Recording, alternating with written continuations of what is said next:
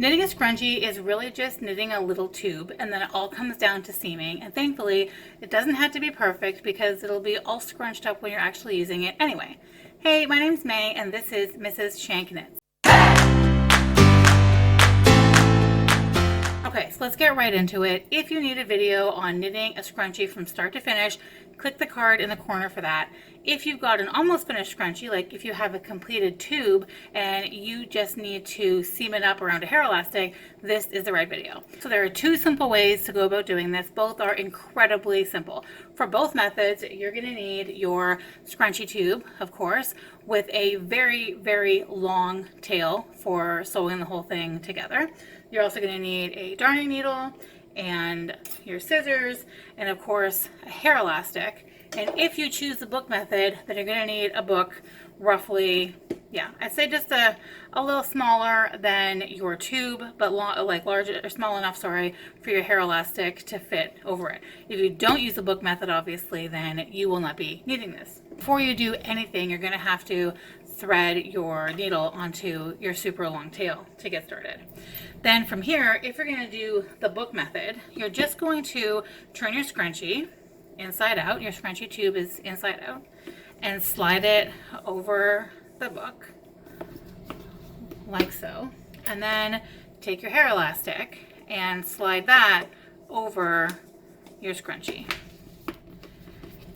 And this just kind of holds everything in place so that when you seam the whole thing up, everything is, kept nice and tidy. So you can just seam all the way around that and then slide it off and you're done. If you do not have a book of the right size, because it is kind of a funny size, I know. If you don't have a book the right size, it's simple still to just do it like this. So this obviously came apart from having it on the book, but I'll show you just how to do it without a book at all. So you just have your tube like so, and then your hair elastic, and of course it's gonna do a scrunch thing, shocking, when you get it over like this, and then literally you just hold it over like this and then seam it up by hand. I'm just gonna go ahead and show you seaming without the book because we already don't have the book here. So seaming can be kind of tricky when you want to keep it hidden and be sure that it's really neat and tidy, but thankfully with scrunchies that is not really an issue. So literally I just take a really long piece of the tail. So when I cut it, I just make sure the tail is super, super long. Not so long that you get tangled, but long enough that you're going to make it all the way around. And I just start going under the finished edge that you've created when you do your bind off, and I go back and forth through it. So I don't go over the top again. I just go underneath the bind off edge on this side, kind of through to underneath the bind off edge on the other side.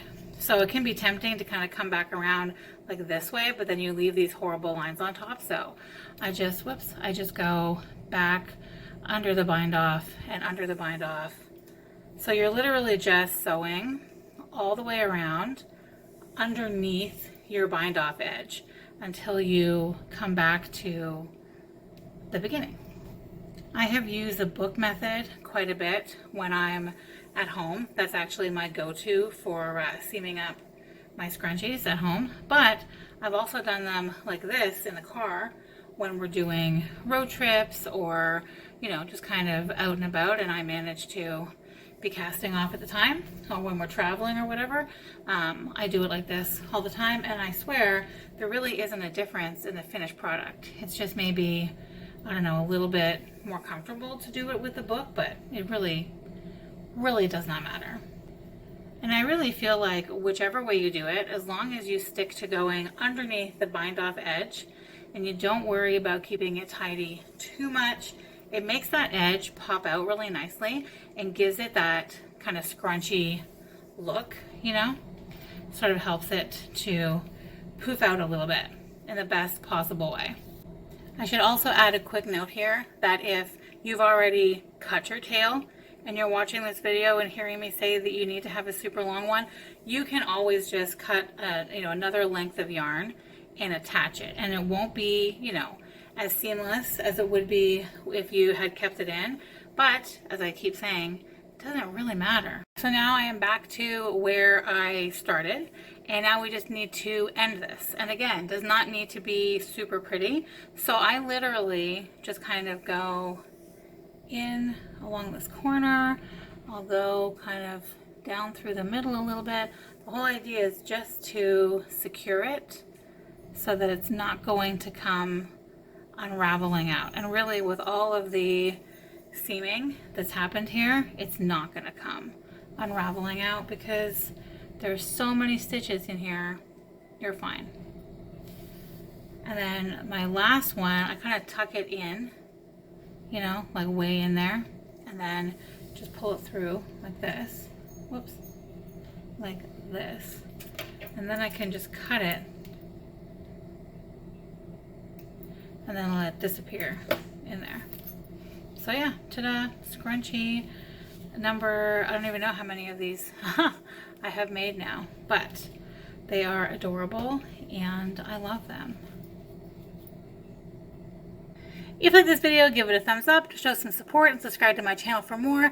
And you can always follow me on Instagram for daily knitting inspiration and a little bit of life stuff. I am Mrs. Shank Knits over there. Thanks guys, bye.